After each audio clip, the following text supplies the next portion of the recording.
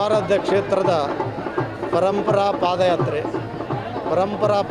ಅಂದರೆ ವಿಶ್ವಾರಾಧ್ಯರ ಜನ್ಮಕ್ಷೇತ್ರ ಗಂವಾರದ ಮೂಲ ಪುರುಷರು ಹಾಗೂ ಮಂತ್ರ ಪುರುಷರು ದೈವ ಪುರುಷರಾದಂಥ ಜಗದ್ಗುರು ಬನ್ನಿಬಸವಾರ್ಯರ ದರ್ಶನಾಶೀರ್ವಾದವನ್ನು ಪಡೆದುಕೊಂಡು ವಿಶ್ವಾರಾಧ್ಯರ ಜನ್ಮಕ್ಷೇತ್ರ ಗಂವಾರ ಪಂಚಗೃಹೋಪಕಟ್ಟಿ ಹಿರೇಮಠದ ವಿಶ್ವಾರಾಧ್ಯರ ಜನ್ಮದ ಗರ್ಭಾಂಬುದಿಗೆ ನಮಸ್ಕರಿಸಿ ಸುಮಾರು ಲಕ್ಷಾಂತರ ಭಕ್ತರು ನ ಭೂತೋ ನ ಭವಿಷ್ಯತಿ ಇದುವರೆಗೂ ಇಷ್ಟು ಜನ ಸೇರಿಲ್ಲ. ಮುಂದೆ ಅವನ ಇಚ್ಛೆ ಅದ, ನಮ್ಮ ಕೈಗೇನಿಲ್ಲ.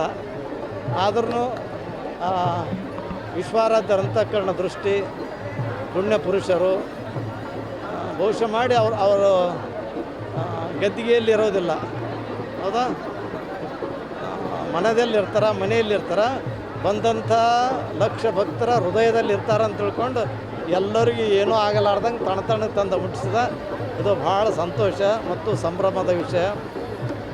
ಸೋಮವಾರ ದಿನದಿಂದ ಪ್ರಾರಂಭಗೊಂಡಂಥ ಸಂಕಲ್ಪ ಯಾತ್ರೆ ಹಲವಾರು ಗ್ರಾಮಗಳ ಜನರನ್ನು ಭಕ್ತಿ ಸೇವೆಯನ್ನು ಸ್ವೀಕಾರ ಮಾಡುತ್ತಾ ಬಂದು ಇವತ್ತಿನ ದಿವಸ ಶ್ರೀ ಕ್ಷೇತ್ರದಲ್ಲಿ ಸಂಪನ್ನಗೊಂಡಿತ್ತು.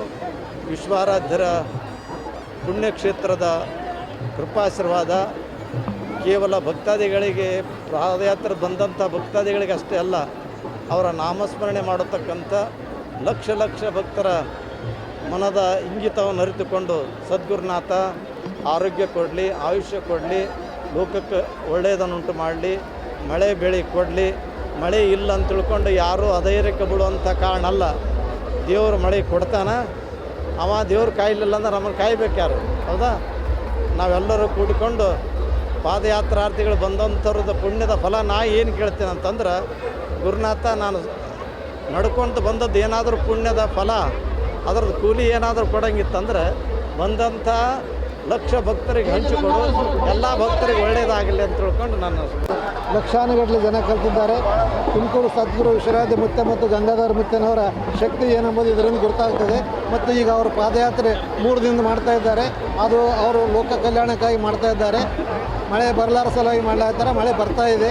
ಈಗ ಅವ್ರದ್ದೆಲ್ಲ ಏನಿದ್ರು ಭಕ್ತರ ಯೋಗಕ್ಷೇಮ ನೋಡ್ಕೊಂಡು ಭಕ್ತರಿಗೆ ಒಳ್ಳೆಯದಾಗಲಿ ಅಂತೇಳಿ ಈ ಪಾದಯಾತ್ರೆ ಮಾಡ್ತಿದ್ದಾರೆ. ತಾವು ನೋಡಿದಂಗೆ ಇಲ್ಲಿ ಎಲ್ಲಿ ಸಮೀಪದಲ್ಲಿ ಈ ರೀತಿ ಪಾದಯಾತ್ರೆ ಆಗೋದಿಲ್ಲ. ಎಲ್ಲ ಲಕ್ಷಾಂತರ ಜನ ಎಲ್ಲರೂ